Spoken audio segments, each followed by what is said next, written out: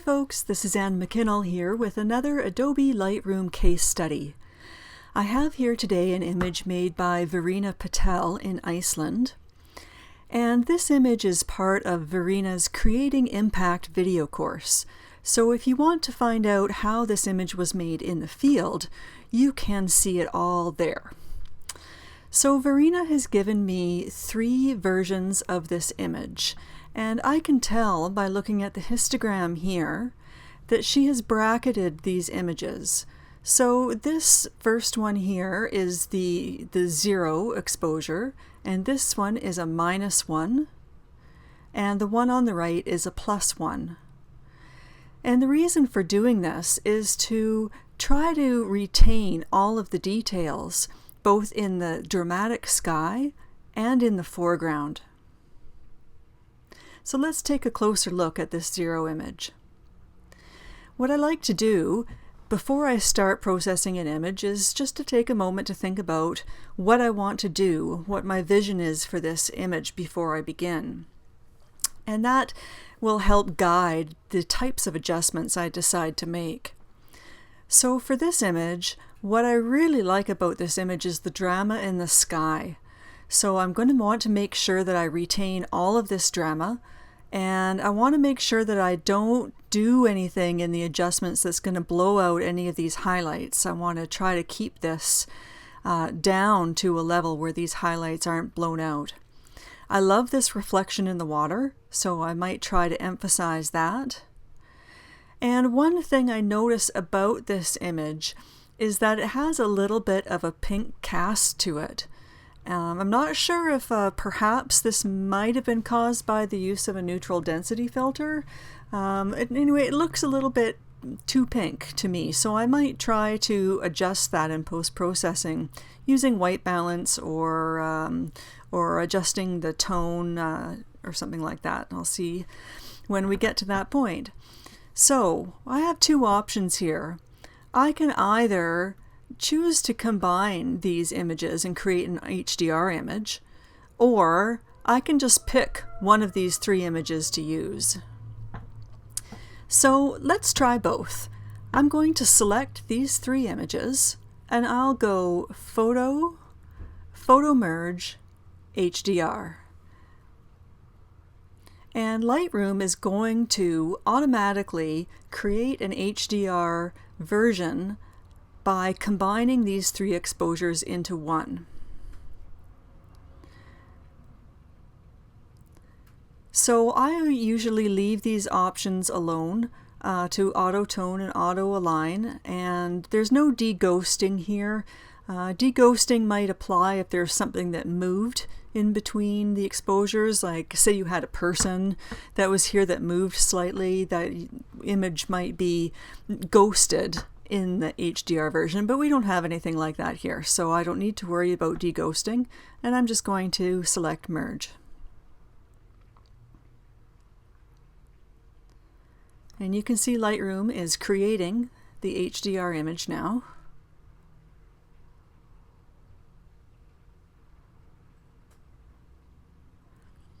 And here it is. Now I just had this filtered to only show the images I was working on, so I'll go back to that. So this one here is the HDR version that Lightroom created automatically. And I like this. It has a good amount of detail to it. It looks a little bit overall gray to me, and it has a nice histogram though. So we could go ahead and use this image and process it to make our final shot.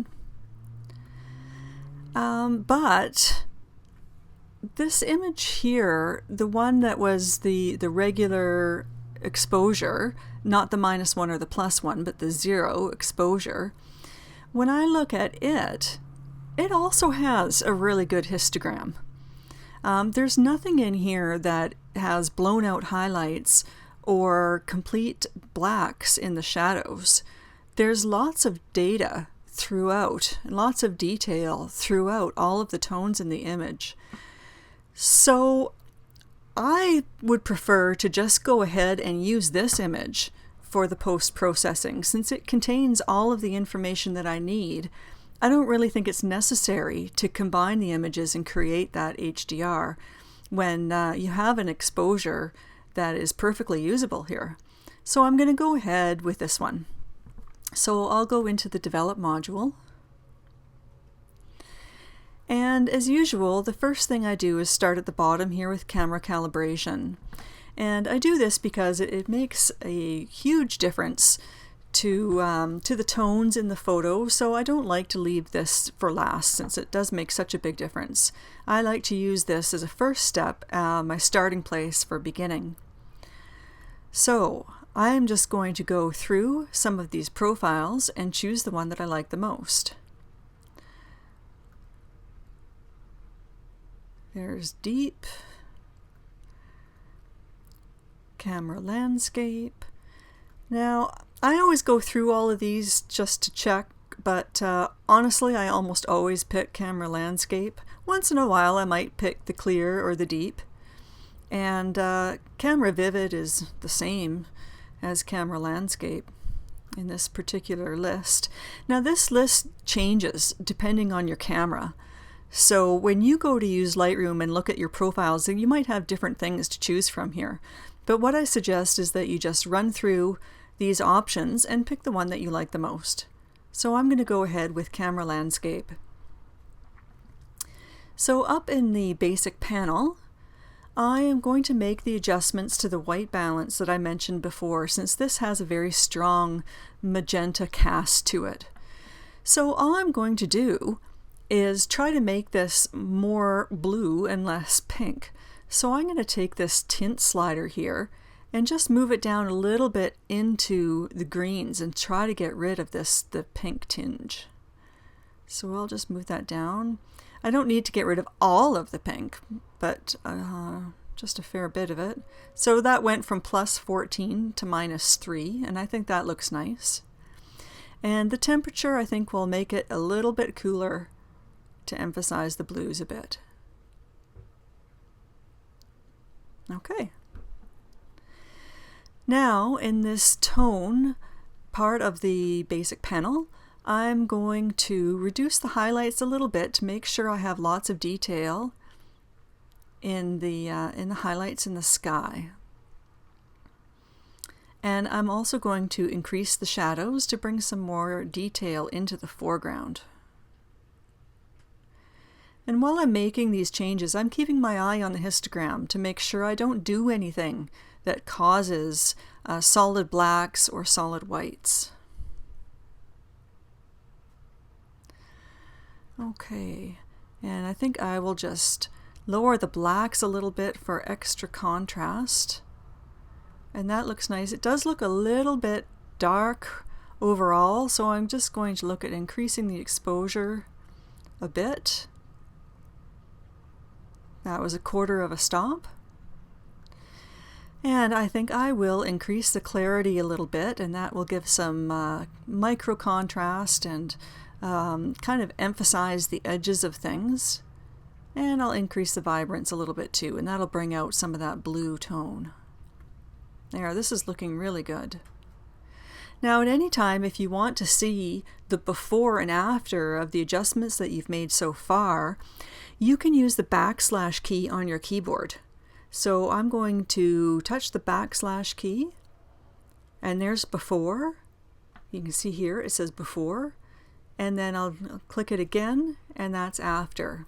So this has made a dramatic change already. So I like the tones in this image now. I'm not going to try to do anything with split toning or changing the hue of one particular color or anything like that. I like the way this has turned out now with just a little bit of pink and lots of blue in the sky. So I'll go down here to the detail panel, and I do want to add some sharpening because I want to emphasize the detail here in the foreground, and also bring some sharpening into the edges of the mountains. So what I do is I go ahead and add the sharpening that I want. And then I'm going to use the masking to mask out sharpening on areas where I don't want it, such as the sky. So how you do that is you hold down the Option key on your keyboard. And when you use this slider, the white that you see is everywhere that the sharpening is being applied. So when this is at 0, everything is white. And as I slide this along, you can see the areas that go black are where the sharpening has been masked out. So I want to put this slider right about here where there's lots of sharpening in the foreground, and there's some sharpening on the edges of the mountains as well. There's a little bit in the sky, and that's okay. Just as long as there isn't too much to, I don't want to introduce any noise by doing the sharpening here. Okay. So now I usually add just a little bit of noise reduction. This was made at ISO 100, so there isn't a lot necessary. But what you can do is over here in the navigator on the left side, click this 1:1, so you're looking at 100%. And you can move this around and just see if there is any noise visible in the sky. And I'll put this noise reduction back down to 0 so that you can see, and really there's hardly any at all. So, you know, I might put this up just a little bit, and that just smooths things out. Okay. Now in the lens correction panel, I always click this box for remove chromatic aberration, and that will just remove any, whenever there's a very high contrast, if there's a white area and a dark area, sometimes you'll find that there's a red line there, and this remove chromatic aberration will get rid of that. And you can also choose to enable profile corrections, and what this will do is automatically correct the image based on your lens that you were using. So I'll click that button and just see what the difference is. And I'll just turn it off again and on again. And I usually, you know, I just simply pick which way I prefer it. And this way, I do like it better with it on. So I'm going to leave that set on. And now, before I get to effects, which is the last thing I do, I'm going to go up here and use some of these tools in the toolbar here. So first of all, I have the crop tool. And what I'm going to do is select the ruler, and I'm going to click on the shoreline on the left-hand side and drag that across and release it on the shoreline on the right-hand side. And that's just made a very tiny adjustment in the crop rotation. So this is a good thing to do just to make sure that your horizon line or your shoreline is completely straight. So I'll close that. Now I have the spot removal button. That is useful for if you have any dust spots or anything in the sky. I don't see any right now, but what I'm going to do is click this 1:1 in the navigator again, so I'm looking at this at 100%. And I'm just going to have a closer look and make sure that there aren't any dust spots that I need to remove.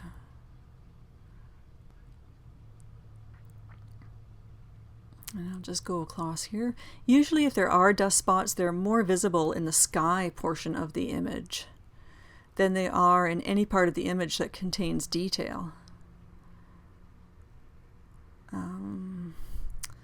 But I don't see anything here.